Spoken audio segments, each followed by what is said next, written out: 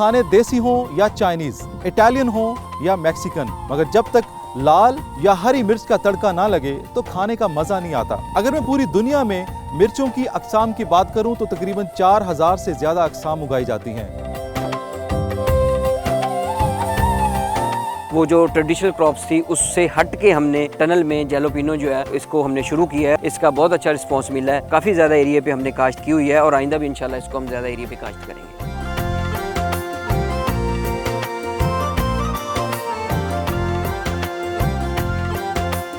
मुझे ये जान के धचका लगा कि यार हम पाकिस्तानी ज़री मुल्क होने के बावजूद इसे इंपोर्ट कर रहे हैं। तब मेरे ज़हन में ये ख्याल आया कि मैंने इसके ऊपर वर्किंग करनी है, इसको अपने फार्म पे उगाना है। अल्हम्दुलिल्लाह मैं ये कह सकता हूँ कि पाकिस्तान में लोकली जो सबसे ज़्यादा ये प्रोडक्ट हमारे फार्म पे लगाया जा रहा है।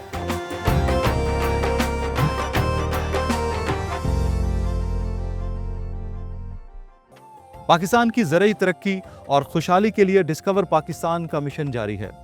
नाज़रीन, आज का प्रोग्राम इंतहाई दिलचस्प होने वाला है क्योंकि मैं रिवायती फसलों से हटके जिस फसल का जिक्र करने जा रहा हूँ वो इंतहाई मुनाफा बख्श फसल है। खाने देसी हों या चाइनीज, इटालियन हों या मैक्सिकन, मगर जब तक लाल या हरी मिर्च का तड़का ना लगे तो खाने का मजा नहीं आता।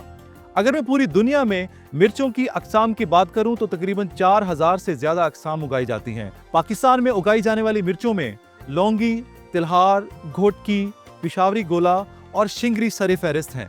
मगर आज जिस मिर्च पे हम प्रोग्राम करने जा रहे हैं वो मैक्सिको की स्टेपल फूड में शुमार होती है और पूरी दुनिया में बड़े पैमाने पर इस्तेमाल की जाती है।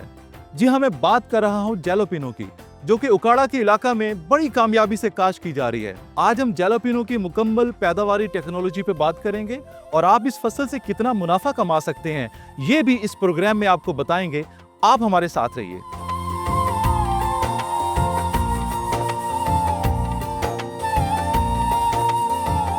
चेक 39 जीडी उकाड़ा में मौजूद हैं और मुझे ज्वाइन किया है मोहम्मद आतिफ मुनीर साहब ने, जो कि यहाँ के प्रोग्रेसिव फार्मर हैं। आतिफ भाई, सबसे पहले तो आपका बहुत शुक्रिया, आपने हमें ज्वाइन किया। बहुत शुक्रिया। आतिफ भाई, जैलोपिनो लगाने की सबसे बड़ी वजह क्या थी? 2-3 वजूहात थी जिस वजह से हम जो है हमारे जो इधर बेसिकली ज़्यादातर फार्मर्स जो हैं वो जैलोपिनो की तरफ जो माइल हुए हैं, अट्रैक्ट हुए हैं।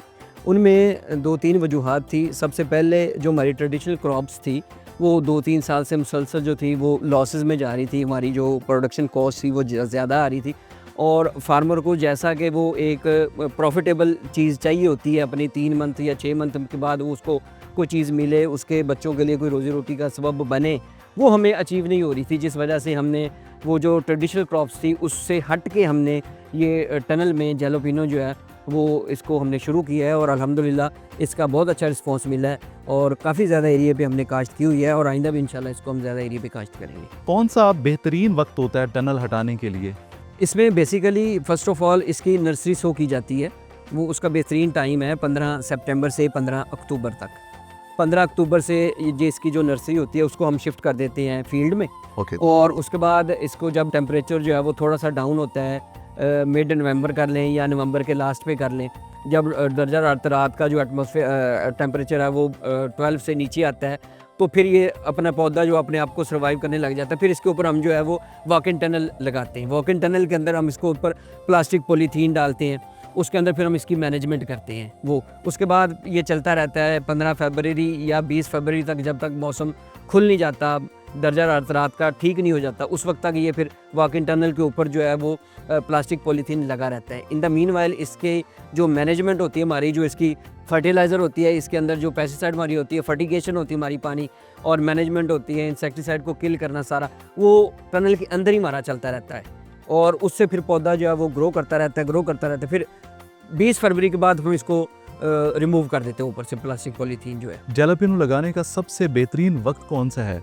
सोइंग से लेके हार्वेस्टिंग तक जो इसकी जितनी भी पैदावारी टेक्नोलॉजी आप इस्तेमाल करते हैं उसके बारे में बताइए। इसकी नर्सरी शो की जाती है 15 सितंबर से 15 अक्टूबर तक। 30 दिन की जब ये नर्सरी होती है हम इसको फील्ड में शिफ्ट कर देते हैं।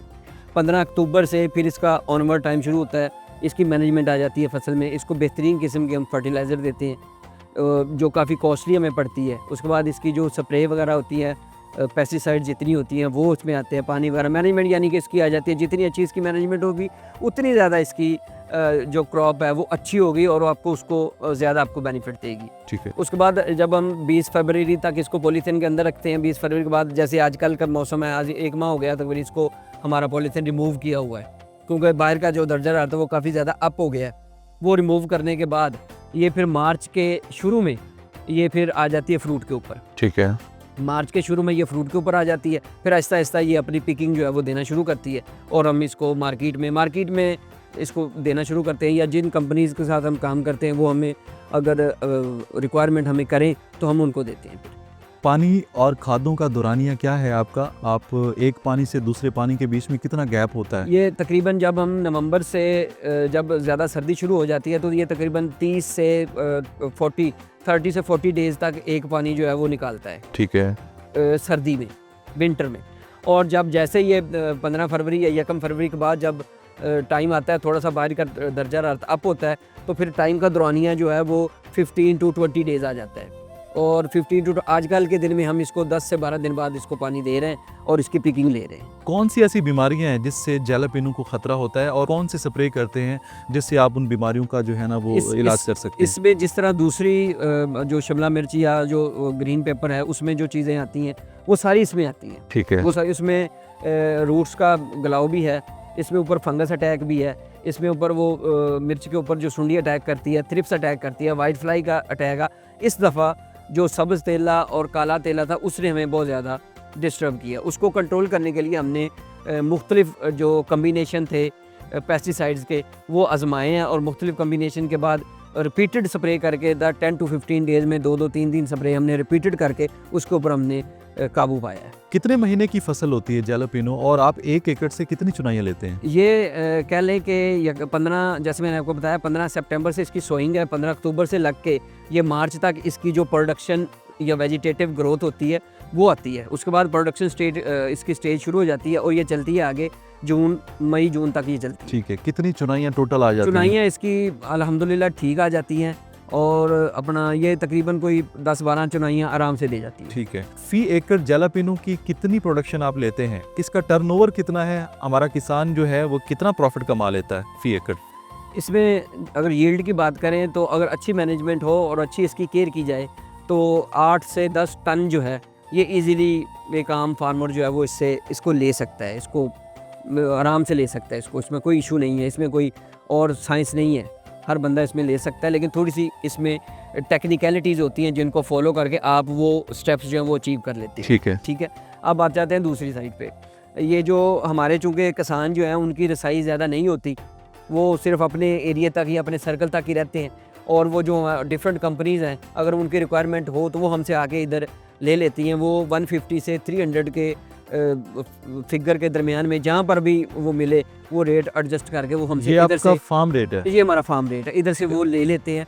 वो आगे जाके 500 की बेचे, 5 to 800 के राउंड अबाउट मेरे ख्याल में ये बिकती है। ठीक वो है। इसको प्रोसेस करके आगे बेच देते हैं। फार्मर के पास क्योंकि ऐसी फैसिलिटीज़ नहीं होती कि वो उसको लोकली तौर पे फैसिलिटेट करके वो खुद इसको प्रोसेस करके इसको ले सके, तो इस वजह से वो फार्मर थोड़ा सा अपना एक कह लें हाफ प्रॉफिट है या अपना हाफ इंटरेस्ट है वो कंपनीज को उसको देना पड़ता है, जिस वजह से वो भी नुकसान में चला जाता है। हमारा किसान फी एकड़ कितने लाख रुपए कमा लेता है? इसके ऊपर फर्स्ट ऑफ ऑल इसके ऊपर एक्सपेंसेस की बात करें तो इसमें एक्सपेंसेस जो हैं वो आ जाते हैं 5 to 6 लाख।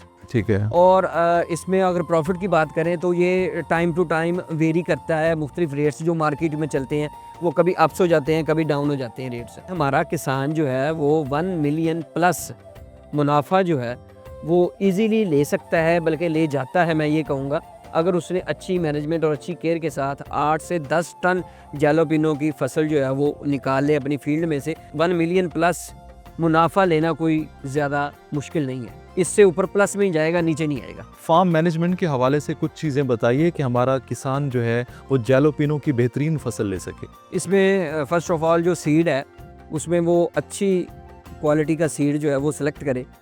सबसे ज़्यादा जो बुनियादी चीज़ है वो सीड अच्छा होना चाहिए। सीड लेने के बाद मैं तो ये कहूँगा कि हमारी जो ट्रेडिशनल क्रॉप्स हैं हमारे इलाके में, जैसे आप देख रहे हैं गंदम है, इससे पहले आलू था हमारा, उसके बाद मकई की फसल है, उससे निकल के आए थोड़ा सा। ठीक है। ट्रेडिशनल क्रॉप से निकले बाहर, थोड़ा सा टनल की तरफ आएँ और नई चीज़ें जो हैं वो अडॉप्ट करें। नंबर 2, इसके ऊपर जो जैलोपिनो के ऊपर अगर स्पेशली बात की जाए, इसका सीड अच्छा होना चाहिए। सीड अच्छा होने के बाद इसकी मैनेजमेंट अच्छी होनी चाहिए। इसके ऊपर जो आप फर्टिलाइज़र यूज़ करते हैं, जो पेस्टिसाइड यूज़ करते हैं, वो सारी अच्छी किस्म की होनी चाहिए ताकि एक फार्मर जो है वो ईज़िली अपनी अच्छी आमदन जो है वो अर्न कर सके।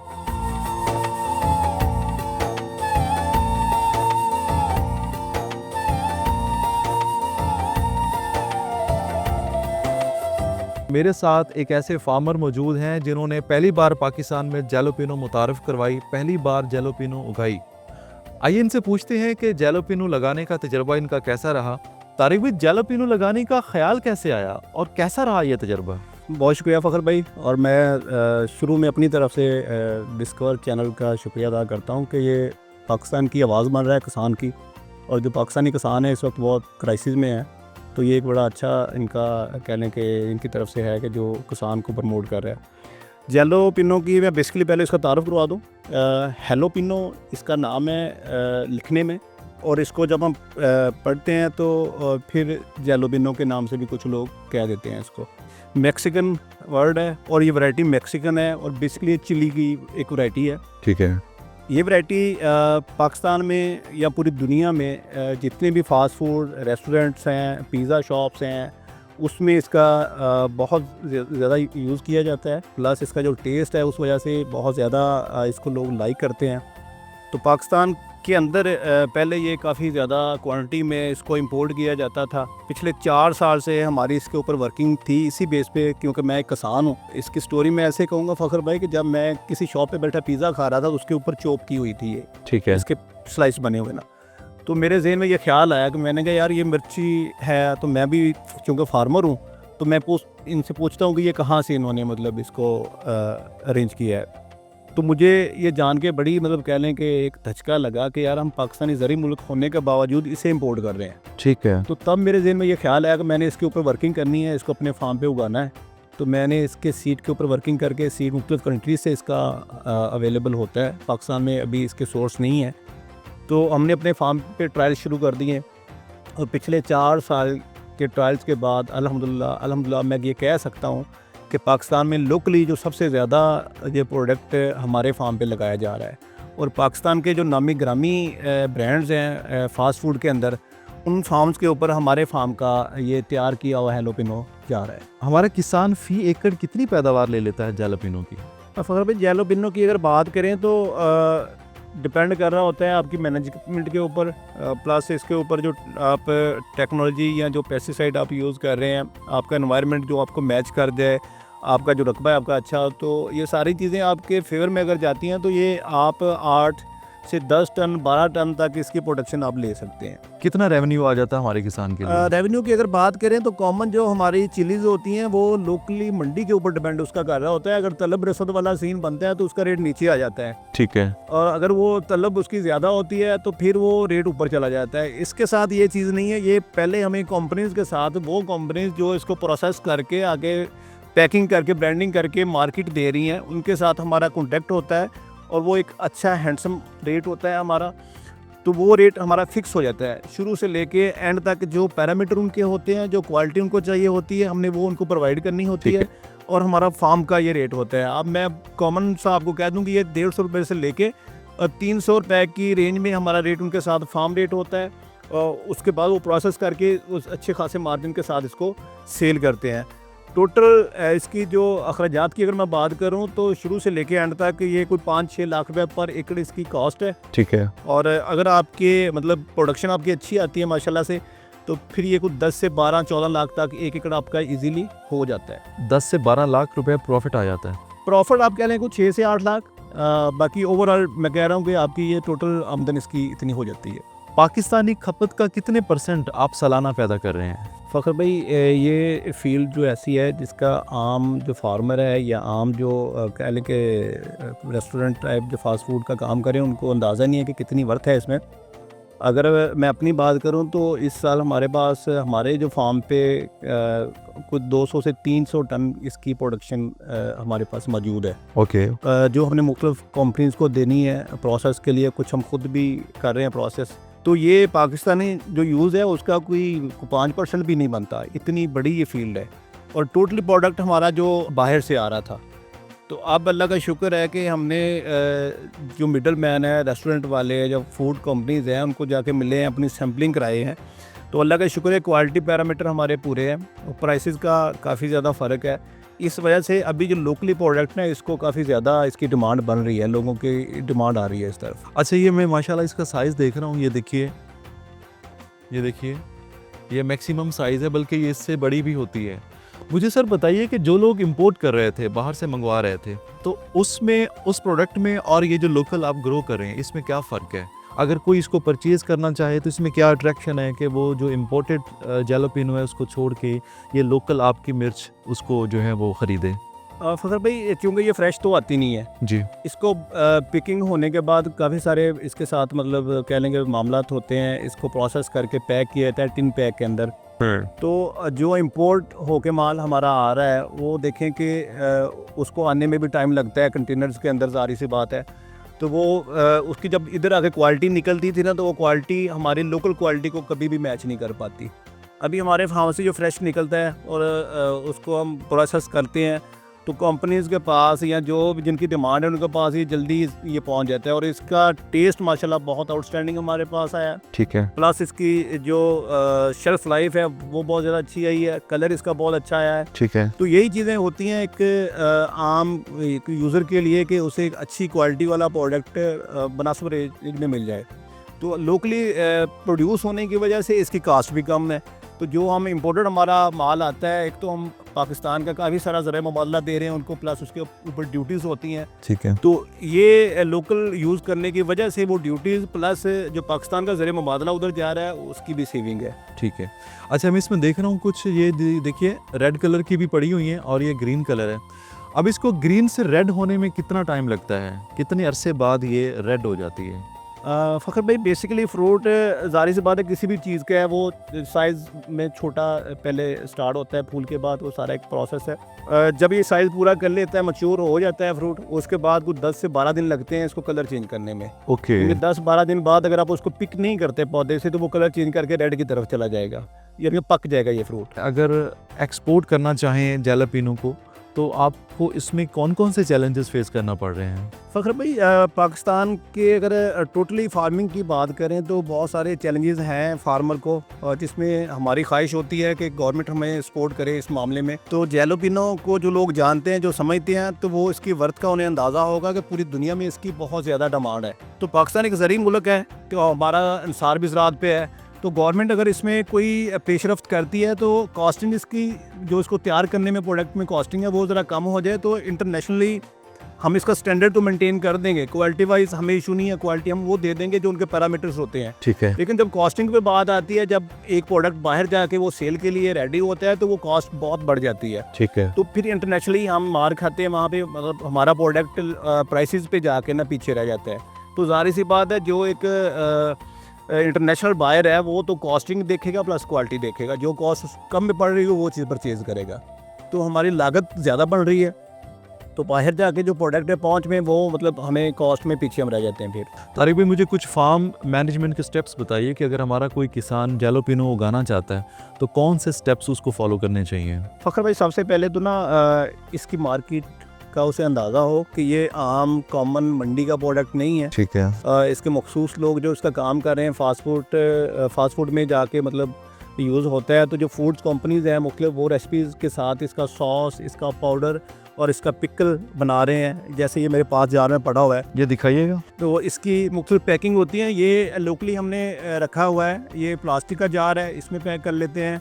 ये ग्लास का जार है, ये वाला। ये सॉसेज हैं इसके? ये सॉसेज नहीं है, ये पिकल बने हुए हैं और इसकी अच्छा। बाकायदा एक रेसिपी है विनेगर के साथ, और इसकी शेल्फ लाइफ को मेंटेन रखती है, इसके टेस्ट को ठीक रखती है, इसकी क्वालिटी को फ्रेश रखती है। तो ये जो प्रोडक्ट है मेरा 2 साल पुराना है। अच्छा अच्छा। और ये इसकी शेल्फ लाइफ आप देख लें कि हम क्लेम करते हैं 1 साल की, लेकिन ये 2 साल पुराना है और अभी अपनी असल हालत में पड़ा। और ये 1 साल पुराना है हमारा। ओके तो अभी फ्रेश जो क्रॉप आ रही है उसका पिकल तो अब बनेगा। ये लास्ट ईयर क्रॉप का, यानी कि ये 1 साल पुराना है, 1 साल इसकी लाइफ होगी और ये 2 साल ये 2 साल पुराना है। देखो इसकी जो हालत बिल्कुल फ्रेश लग रही जी, है, ऐसा जी, लग जी। रहा है कि ये बिल्कुल फ्रेश है। Very good. और ये क्या है? ये रेड में जो पीस आपने ये दिखाया मुझे, ये इसका मतलब है अच्छा पिकल बना हुआ अच्छा रेड का ये रेड का हाँ, पिकल है। ये ओके, रेड भी इसका यूज होता है और इसका ये ग्रीन भी यूज होता है, दोनों यूज होते हैं। ठीक ठीक तो ठीक। फखर भाई इसका टेस्ट बहुत यूनिक होता है दूसरी जो अच्छा। चिलीज होती हैं उससे हटके। तो जितनी भी सॉसेज हैं, सॉसेज में भी ये यूज़ हो रहा है, सैलड में भी यूज़ हो रहा है, और जितना हम पिज़्ज़ा वगैरह खाते हैं या बर्गर खाते हैं, सैंडविच खाते हैं, उसमें भी काफ़ी ज़्यादा इसका यूज़ है। कितने ग्राम का है ये? 165 ग्राम इसका वेट है। ओके, आई थिंक इसकी 500 रुपये प्राइस है अभी। इसमें मिर्च का वेट कितना है? 165 ग्राम। 165 ग्राम इसके अंदर जैलोपिनो मिर्च है और इसका मार्केट रेट 500 से 600 रुपए है। और इसका रेट क्या है? ये 1 kg की हमारी होती है। तो ओके। 1 kg के अंदर जो थोड़ा होल पे चला जाता है तो वो 800 से लेके 1000 रुपये के दरमियान इसका रेट होता है। तारिक भाई बहुत शुक्रिया आपका मुफीद मालूमात के लिए। हमारे किसान के लिए तो ये बहुत चार्मिंग है। ये देखिए प्रोडक्ट्स तैयार है जैलोपिनो से, और ये प्रोडक्ट ना सिर्फ पाकिस्तान में बल्कि पाकिस्तान से बाहर भी एक्सपोर्ट हो रही है।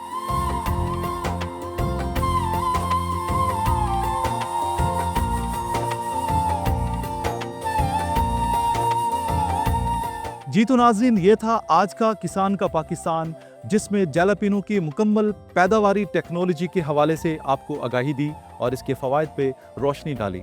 अब आप भी इस तरह का मॉडर्न एग्रीकल्चर अपनाकर ना सिर्फ अपने लिए बल्कि पाकिस्तान के लिए बेहतरीन ज़र मुबादला कमा सकते हैं।